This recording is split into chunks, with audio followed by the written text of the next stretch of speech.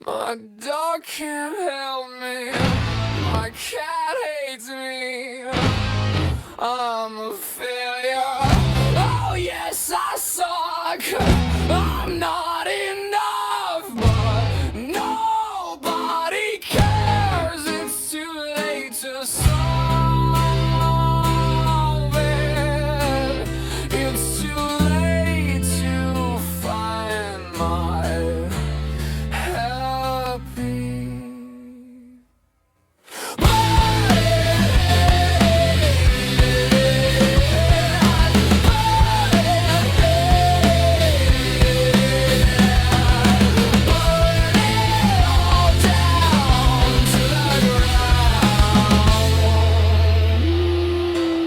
Hey, can I ask you a question?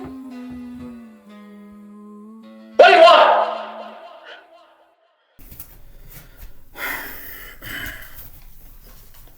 I am unconditional love. I love myself unconditionally. I am so very grateful for me. I love myself so very much. I matter. I am important. I am enough. I am a brilliant and insightful prodigy. I'm unconditional love. I love myself unconditionally. I am so very grateful for me. Thank you. Hey, can I ask you a question?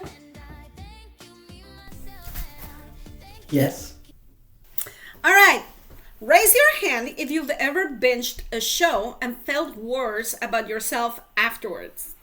Or listen to a song on repeat that made you spiral into negative thoughts. Yeah, that's not coincidence. That's your brain doing exactly what it's designed to do.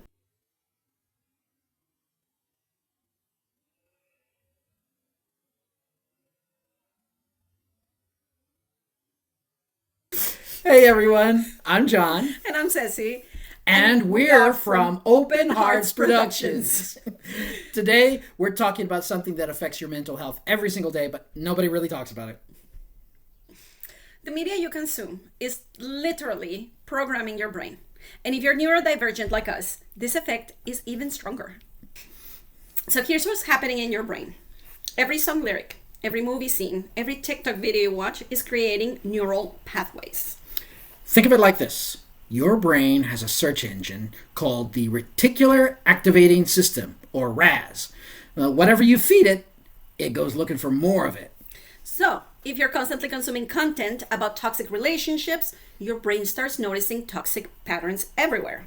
If you're watching shows where people solve problems through manipulation or aggression, your brain files that away as normal problem solving. And for those of us who are neurodivergent, we often have heightened sensitivity to emotional content. We absorb it deeper. So let's take a quick look at your media energy audit. As you can see, the familiar pattern of red, yellow, and green. The red light content relates to the media that drains your mental and emotional charge. We have the yellow light content, which relates to media that has a pretty neutral effect. And, of course, the green light content, which relates to the media that boosts your mood and energy levels. And there's a quick overview of what each page has in the audit right here. The introduction will talk briefly about your reticular activating system that keeps scanning what you input into your brain. There's a quick recap of these green, yellow, and red light content areas. Page 2 offers a 24-hour tracking log table. On this table, you can input the time, the content type, a title or description, the duration, a body check before and after the media input. And check your energy after you've consumed that media. Are you feeling charged and ready to go? Or are you feeling neutral with no direction? Or drained and kinda done? Then you can color code it. Red, yellow, or green. Now, going back to the content, you see you can separate out each type of media. Whether it's music, la la la, or TV and streaming, or social media, or news and articles, or podcasts and other types of audio. Page 3 offers a reflection through a self-awareness check-in, seeing what patterns you notice in your content consumption. And what types of content consistently energizes you? And what type of content consistently drains you? And when do you reach for the red light content?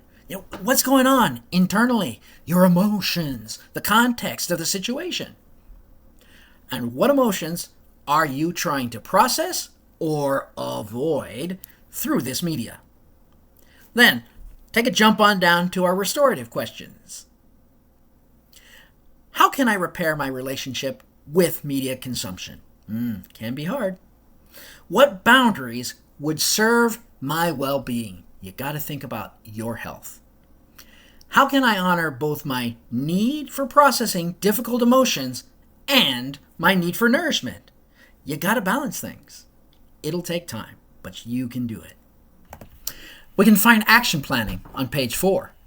Here you can start compiling a list of items you want to increase based on how they help you and reduce the items that you find having a negative effect on your processing. Finally, checking our boundary setting to consider time, content, and your consumption practices that best serve your need for the media that keeps your boundaries in place. Finally, a quick emergency toolkit. Now, notice when you catch yourself reaching for draining content. Try these things. 3 deep breaths. Ask yourself, what do I actually need right now? Switch to your pre-selected green light playlist. Step outside for 2 minutes to reset. Text a supportive friend. Use your heart lighthouse visualization. I'll touch on that in a bit. Page 5 helps you track things over the week. You can do this daily and see what changes. Mark out those things that felt like media wins. Now remember the content that felt more yellow or red. And think about the adjustments you might make for the following week. And have a celebration for yourself when you see your mood, energy, or mindset growing more positive. Change this. Start with one small shift. Pick one playlist, one show, or one social media account that consistently makes you feel worse. Oh, don't delete it. Not yet. Just notice it. Use that self-awareness muscle. Then find one piece of content that consistently makes you feel better. Maybe it's a specific podcast, a certain type of music, or even a nature documentary. Now, when you catch yourself reaching for the red light content, pause and ask, what do I actually need right now? Sometimes we think we need drama or intensity, but we actually need is safety or connection. And here's a restorative justice question. How can I repair my relationship with media consumption? Maybe that means curating playlists for different emotional states or setting boundaries around doom scrolling. Doom. What's a lighthouse meditation, you ask? I'm glad you asked. Think of the idea of a lighthouse, which sole purpose is to shine a light so that others can see. In this type of meditation, you become the lighthouse. Now, there are tons of lighthouse meditations online, but if you want to take a moment and follow me through this simple one, we can begin now.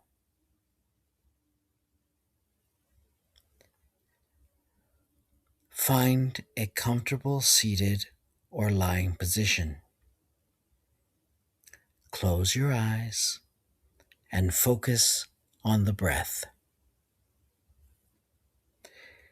Visualize yourself standing on a solid, rocky cliff, overlooking a vast ocean. Imagine a sturdy lighthouse tower. Imagine that you are this lighthouse, a beacon of strength, stability, and hope. Imagine a storm raging, dark skies, wind, and rain. Feel a powerful, steady light shining from your core.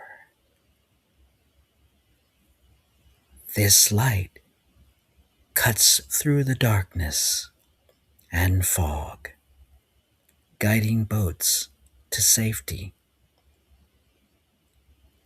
Even as the wind blows, feel how solid and immovable you are. You do not shake. You shine brightly, bringing peace and light to the surroundings. Take a moment to feel your own inner strength and resilience. Trust that you can navigate through any challenge. Slowly bring your attention back to your physical surroundings. Wiggle your fingers and toes and open your eyes when ready. And I hope that helps.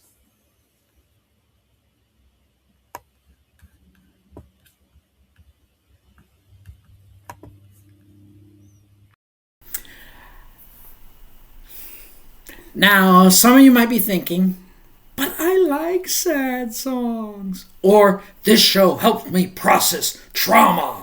And that's totally valid. We're not saying never consume challenging content. We're saying be intentional about it.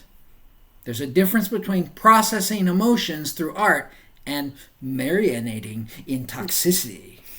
If you're using media to process difficult emotion, that can be green light behavior if it's serving your growth. But if you're using it to avoid emotions or reinforce negative beliefs about yourself, that might be red light territory.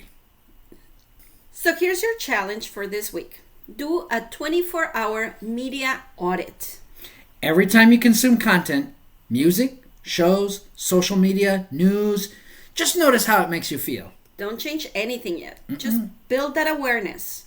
And if you want to go deeper, we've created a media energy audit worksheet that walks you through this process step by step.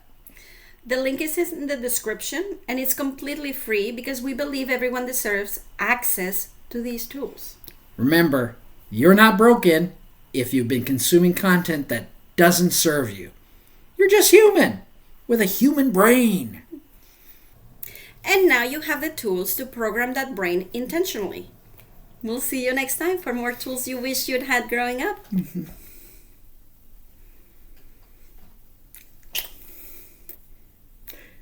See you next time. Love you. Love you. Love you. Love you. Love you too. Bye.